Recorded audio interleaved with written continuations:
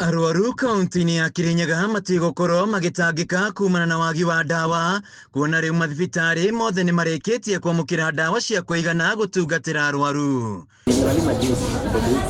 Ici nĩ ndawa iria thibitarĩ wa Kĩmbĩmbĩ wamũkĩrĩte kuma kũrĩ rũhonge rwa KEMSA. Mũrũgamĩrĩri mũnene wa thibitarĩ James Ndegwa akiuga kũrĩ na ndawa cia kũigana ihinda-inĩ rĩa mĩeri ĩtatũ yũkĩte. We have received the third consignment of drug, which were 2 lorries.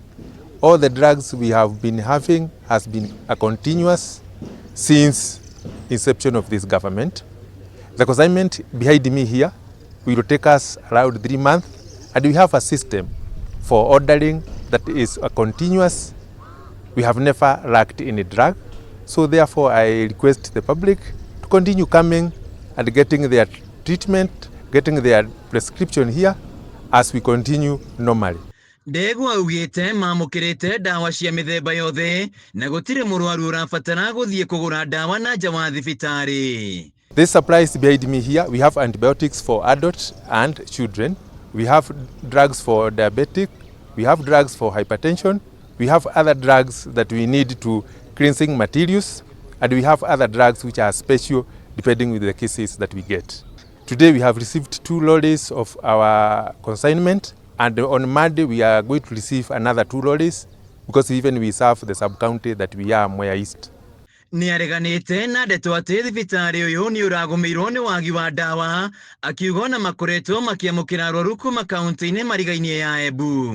Kĩmbĩmbĩ nĩ thibitarĩ wa tene na andũ nĩ makoragwo outlastĩte nĩ ũndũ wa ũthondekani witũ na ũthimi witũ. Nĩ tũgĩaga na arwaru kuma Embu, South Bere, Murang'a from Kabiti, Machakos, that is from Kwasamaki, and even part of Kitui. They come here, all of them, because of nĩ ũndũ wa services iria tũheanaga tondũ nĩ njega na nĩ matwĩtĩkĩtie tũkĩmatungata. Thibitarĩ ũyũ wa Kĩmbĩmbĩ ũkirie kũrĩkĩrĩra wambatĩrio gĩkĩro kĩa level 4, ũndũ ũrĩa gavana wa igũrũ augĩte nĩ ũkũgacĩrithia motungata.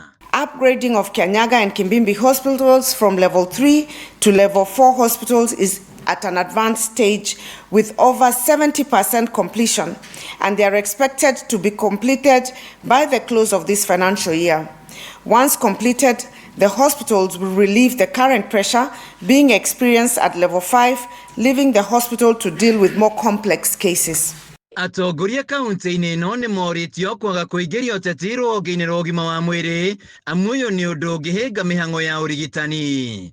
Handũ-inĩ ya Kameme TV kuma thibitarĩ-inĩ wa Kĩmbĩmbĩ Mwea kaunti-inĩ ya Kirinyaga, njĩtagwo Wainaina wa Kieri.